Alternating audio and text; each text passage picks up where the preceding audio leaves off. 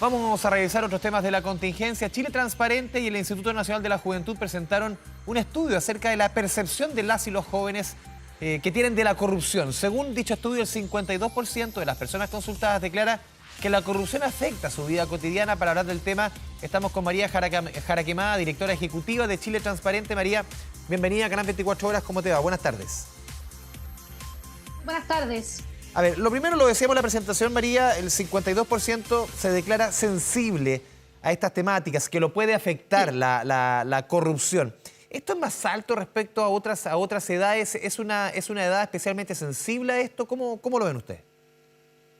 Mira, nosotros creemos que igual es importante que la gente entienda que efectivamente la corrupción lo afecta diariamente, independiente de que tú no te hayas visto envuelto en el caso concreto. Ya. Es decir, cuando tenemos casos de corrupción, obviamente, por ejemplo, el caso de las licencias médicas falsas, obviamente nos afecta a todas y a todos porque eso genera un déficit en el presupuesto de FONASA bastante alto y que obviamente afecta el ejercicio de los derechos de salud de todas las personas, especialmente aquellas más socioeconómicamente vulnerables. Entonces, ahí yo creo que hay como una primera pincelada, pero el tema que a nosotros nos preocupa bastante es que gran parte de las personas que participaron en este sondeo, un 85%, considera que en Chile la corrupción es alta o muy alta, y eso la verdad es que es una cifra bastante elevada.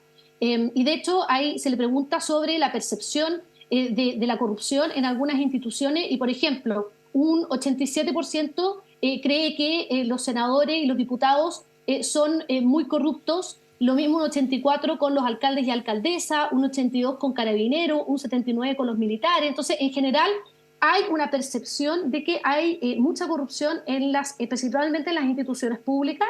Cuando se les pregunta por algunas entidades privadas como organizaciones vecinales, como sindicatos, como organizaciones estudiantiles, la percepción es muchísimo más baja, mucho más baja del 50%. Entonces vemos que hay una asociación de la juventud respecto de la corrupción con la política y con las instituciones públicas, y eso por supuesto que nos preocupa bastante porque eso puede tener distintas implicancias, desde ir normalizando la corrupción y por tanto justificar que yo cometa actos de corrupción, ya que es la conducta normal y esperada que todos hacen, como también dejar de participar en procesos eleccionarios o en otros procesos de participación pública, porque considero que no confío y que hay mucha corrupción. Sí, María, a ver, cruzando un poco lo que tú mencionabas respecto a la visión, respecto a la corrupción, porque estamos hablando del tema de la corrupción puntualmente, la visión de los jóvenes, respecto sobre todo un tema que está súper atingente, que son las policías, porque uno ve que por lo menos en el resto de la población o en lo general, uno ve las encuestas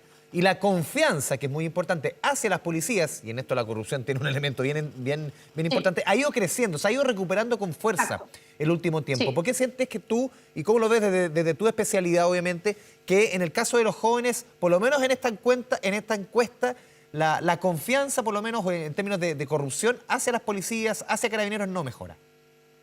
Bueno, primero nosotros vemos que hay una asociación de la corrupción con lo público. O sea, entonces, y Carabineros como institución pública, tal como los No hay jueces, distingo. tal como Fuerzas Armadas, están quizás un poco más altos que otras entidades, pero en el fondo tienen el mismo porcentaje de percepción de corrupción que las Fuerzas Armadas y que los jueces. Entonces, yo creo que en general las instituciones públicas están bien afectadas y hay una percepción alta de corrupción hacia ellas. Ese es un tema que yo creo que es importante y que no es menor de considerar. Y segundo, efectivamente a nosotros nos llamó la atención este resultado, Andrés, porque tal como tú señalas, por ejemplo, en la última encuesta CEP, se ve cómo Carabineros repunta con fuerza en su confianza, lo cual es algo destacable, especialmente porque muchas veces es fácil perder la confianza, pero es muy difícil recuperarla. Entonces ahí yo creo que incluso para otras entidades públicas como el Congreso, los partidos que tienen muy baja confianza, sería importante entender qué han hecho para volver a recuperar esa confianza, para ver en el fondo si algo de eso puede ser aplicable a otras instituciones que son claves en nuestro sistema democrático. Entonces,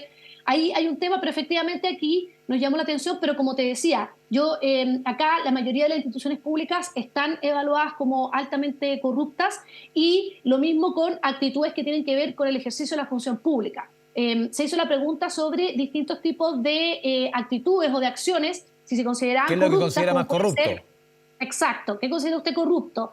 Como por ejemplo favorecer un funcionario público que favorezca a algún pariente o alguna persona cercana con una contratación o con el otorgamiento de un beneficio, o tener que pagar para acceder a un beneficio, Mm. o completar con datos falsos algunos documentos para obtener, por ejemplo, algún beneficio. Y eso en general se considera corrupto. Pero actitudes que tienen más bien que ver con iniciativas privadas, con actos particulares de cada uno de nosotros, pero que por cierto que tienen un efecto social, no son tan consideradas corruptas. Entonces vemos que ahí hay como una suerte de asociación más bien de la corrupción con lo público y no tanto con lo privado. Y en estos ejemplos de acciones que no se consideran tan corruptas, está evadir el transporte público, está copiar en un examen o una prueba, está comprar productos pirateados, está, por ejemplo, pasarse de una luz roja si es que no es peligroso, María. está, por ejemplo, bajar, descargar material ilegalmente de Internet. Entonces vemos que ahí hay una distinta consideración. Sí, claro, tú lo mencionabas un poco cuáles son las conductas que no se consideran como corrupción. Claramente muchas veces lo son, pero claro, una manifestación distinta respecto a lo que conocen los jóvenes como corrupción. Tú lo decías muy bien, relacionada con lo público, y lo cruzo inmediatamente. Más rato vamos a conversar con el ministro de Transporte. La evasión llegó al 44% en el sistema público Sí. de transporte, el segundo nivel más alto desde hace un par de años, que llegó al 46% en pandemia, cuando muchas veces también se tomaban ciertas medidas, se abrían las puertas para ventilar y mucha gente subía y bajaba como quería, pero en el fondo ahí hay una explicación quizás de que esto no se percibe como que estoy haciendo algo malo, que es corrupción, que estoy dañando el sistema, que al final me estoy autoinfligiendo un daño, el, por ejemplo, evadir el transporte público. Así es, la verdad que un 57% de las personas que participó señala que no considera que es corrupción evadir el pago del transporte. Y obviamente ahí hay una señal potente de que quizás no estamos entendiendo bien qué es la corrupción y cuál es el efecto social que tienen ciertas actitudes o ciertas acciones. Corrupción, según Transparencia Internacional, y es la definición más extendida, es que es el abuso de poder para un beneficio privado.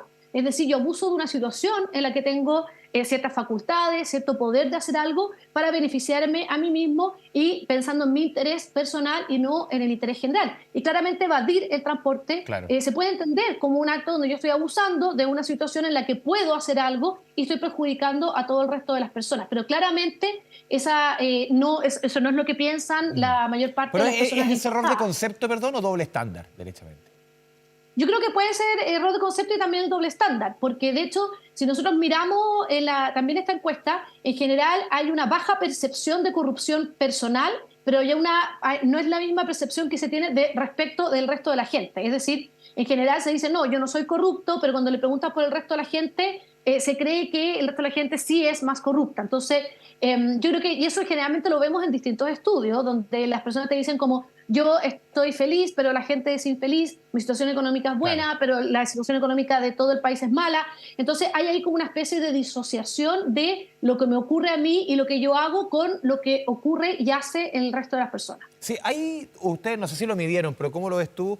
Si es que en ese mismo ánimo, al ver un panorama tan negativo, sobre todo en lo externo, en lo público, que está tan generalizado, en algunos casos solo el 80% de percepción de corrupción, ¿hay ánimo de denunciar? ¿O al final dices, ay, que es tan corrupto o esto lo hacen todos, qué saco denunciando? Pasa un poco lo que sucede también en materia policial. Mucha gente dice, está tan Sí. cansada, dice, esto al final no va a llevar efecto, que la imagen ya del Poder Judicial, del Ministerio Público, es baja y la gente decide no denunciar. ¿Aquí ocurre más o menos lo mismo?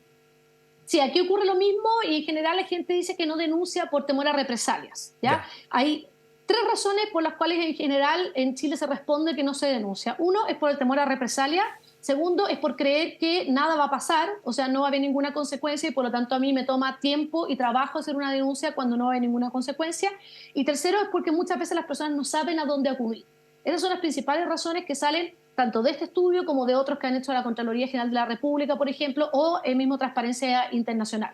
Entonces ahí yo creo que es importante entender la razón por la que las personas no denuncian y si efectivamente hay un porcentaje importante, tal como sale de este estudio, de personas que no se atreven a denunciar por temor a represalia, tenemos que ver entonces cómo primero generamos protección y le damos la garantía a esas personas que nada les va a ocurrir o generamos canales de denuncia anónimo para que las personas en el fondo se atrevan a denunciar porque saben que no tienen que dar su identidad y por lo tanto esas represalias no van a llegar. Sí, María, también otro elemento que ustedes disponen en el estudio es que los jóvenes piden mayor formación en materias de integridad de alguna forma, ¿no? Sí. Sí, nosotros les preguntamos, también hicimos focus group con jóvenes en las distintas macrozonas del país y muchas de las maneras que ellos decían que creía que era una manera eficiente para involucrarse y también para combatir la corrupción era a través de mayor educación, mayor formación y mayor sensibilización en estas temáticas. Y la verdad es que es algo que coincide quizás con lo que desde Transparencia Internacional y Chile Transparente creemos, que efectivamente se requiere una educación temprana en estas temáticas porque la mejor manera de tener sociedades menos corruptas es que todos compartamos estos valores de integridad. Y para eso y también para entender que en el fondo si yo me paso por la berma, si yo me salto la lista de espera, si es que yo evado el transporte público, estoy contribuyendo de algún modo a una sociedad menos íntegra. Esos valores en el fondo tenemos que compartirlos desde la más temprana infancia y por lo tanto nosotros creemos que es clave empezar a formar en estas temáticas y hacer campañas masivas de sensibilización. ¿Ustedes pudieron medir por lo menos alguna diferencia en materia regional en alguna zona del país en que estos temas son más sensibles que otros o hay peor percepción en alguna zona que otra? Uno se puede imaginar, no sé, en lugares donde el crimen organizado quizás está más instalado, pudiese haber una peor sensación. ¿Cómo lo ven ustedes? Sí.